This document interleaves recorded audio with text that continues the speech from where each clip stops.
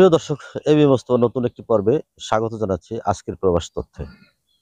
তো আজকের প্রবাস তথ্যে আপনাদেরকে যে বিষয়টি আমি জানাবো সেটি হলো মালয়েশিয়া মাল্টিপল এন্ট্রি ভিসা।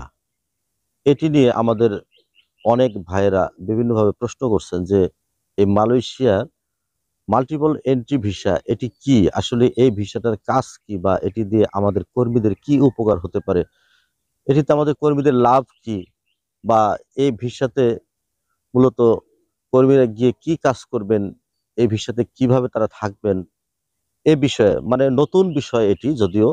অর্থাৎ এটি গত 20 জানুয়ারি মালয়েশিয়ার যিনি হাই কমিশনার রয়েছেন বাংলাদেশে, মোহাম্মদ সুহাদা, তিনি আমাদের প্রধান উপদেষ্টার সাথে যমুনায় সাক্ষাৎ করেছেন এবং সেখানে আমাদের প্রধান উপদেষ্টা ডক্টর মোহাম্মদ ইউনুস তাকে অনুরোধ জানিয়েছেন যে মালয়েশিয়াতে যদি আমাদের কর্মী ভাইদের জন্য পাশাপাশি আমাদের দেশের নাগরিকদের জন্য মাল্টিপল এন্ট্রি ভিসা চালু করা হয় তাহলে আমাদের কর্মী ভাইরা অনেক সুবিধা পাবেন এবং স্বাচ্ছন্দ্যে মালয়েশিয়া ভ্রমণ করতে পারবেন, সেখানে গিয়ে কাজ করতে পারবেন।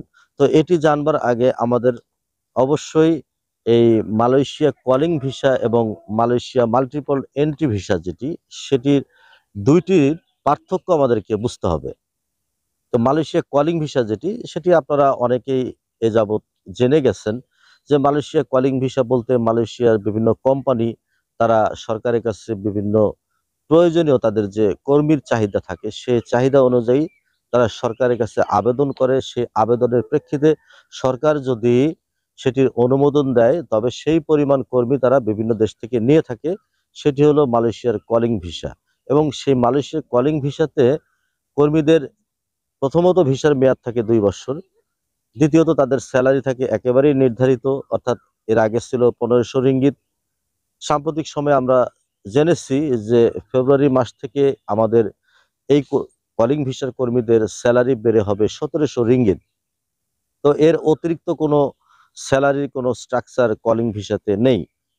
এবং পরবর্তীতে তারা যদি 2 বছর এই অতিক্রম করে দেশে ফিরে এসে আবারও নতুন কোনো কোম্পানির সঙ্গে চুক্তিপত্র করে এসে দ্বিতীয়বারের মতো যায়, সেখানে যদি তারা তাদের স্যালারি স্ট্রাকচার নিয়ে কোনো ধরনের চুক্তিপত্র করে আসে, পরবর্তীতে গেলে তারা সেখানে তাদের স্যালারিটা বেশি হয়, তাদের স্যালারিটা তারা বেশি পেয়ে থাকে। তো এটি হলো কলিং ভিসার মূলত মোটামুটি ধারণা। কলিং ভিসাতে গিয়ে আপনি চাইলে 2 বছরের বেশি থাকতে পারবেন না এবং 2 বছর পরে আপনাকে অবশ্যই চলে আসতে হবে, অথবা আপনাকে অন্য যে কোনো ওয়েতে হয়তোবা অবৈধ অবস্থায় আপনাকে সেখানে বসবাস করতে হবে।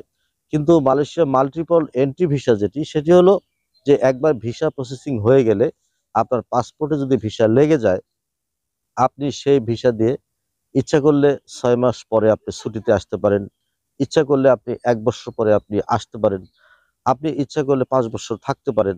আপনার কোম্পানি চাইলে আপনাকে আরো বেশি সময়ও রাখতে পারে। কোম্পানি চাইলে আপনাকে যে কোনো সময় পাঠিয়েও দিতে পারে।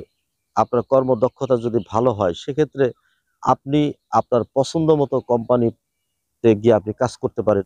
তো মাল্টিপল শব্দটি হলো যে বিভিন্ন ধরনের, অর্থাৎ ভ্যারাইটিস, আমরা যেভাবে বলে থাকি আর কি, যেভাবে বুঝে থাকি, আমাদের কর্মী ভাইরা অনেকে অনেকভাবে বুঝে থাকেন বিষয়টা। হরেক রকম যাকে বলে আর কি, এইরকম ভিসা আর কি। আপনি এক ভিসাতে গিয়ে আপনি বিভিন্ন ধরনের কাজ করতে পারেন। আপনি চাইলে ফ্যাক্টরিতে কাজ করতে পারেন, আপনি চাইলে পাম বাগানে কাজ করতে পারেন, আপনি চাইলে বিভিন্ন সুপার শপে কাজ করতে পারেন, আপনি চাইলে ফার্নিচারে কাজ করতে পারেন। অর্থাৎ আপনি ভিসা নিয়ে গেছেন, আপনার এই কোম্পানি পছন্দ হয়নি, আপনি অন্য একটা কোম্পানিতে ডাইভার্ট হয়ে যাবেন। আপনার এই কোম্পানি আপনাকে স্যালারি কম দিচ্ছে, আপনি নতুন অন্য একটা কোম্পানির সঙ্গে চুক্তিপত্র করে সেখানে আপনাকে স্যালারি বেশি দিবে, আপনি সেখানে গিয়ে কাজ করতে পারেন। এগুলো হলো মাল্টিপল এন্ট্রি ভিসার একটা সুবিধা। এবং আপনি চাইলে যে কোনো সময় কোম্পানির কাছ থেকে ছুটি নিয়ে যে আমি 2 মাসের জন্য আমার দেশ থেকে ঘুরে আসি, আপনি আসতে পারেন, আবার আপনি যেতে পারেন। আপনি বছরে 3 বার যেতে পারেন, আসতে পারেন, এরকম সুবিধা আর কি। এটা হলো মাল্টিপল এন্ট্রি ভিসা।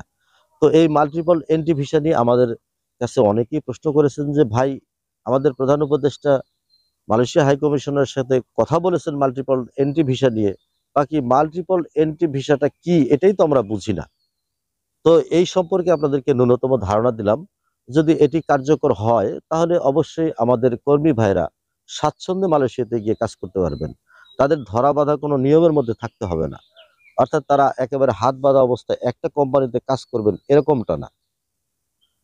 তো এই পাশাপাশি আমাদের প্রধান উপদেষ্টা অবশ্য আমাদের যে 18,000 কর্মী যারা এখনো যেতে পারেনি, সকল কিছু কমপ্লিট হওয়ার পরেও সে সম্পর্কেও তার সঙ্গে আলোচনা করেছেন।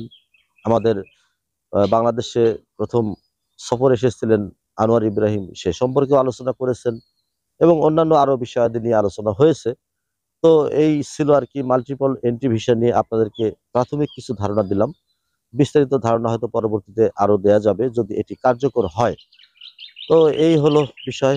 সবাই ভালো থাকবেন, সুস্থ থাকবেন। ধন্যবাদ সবাইকে।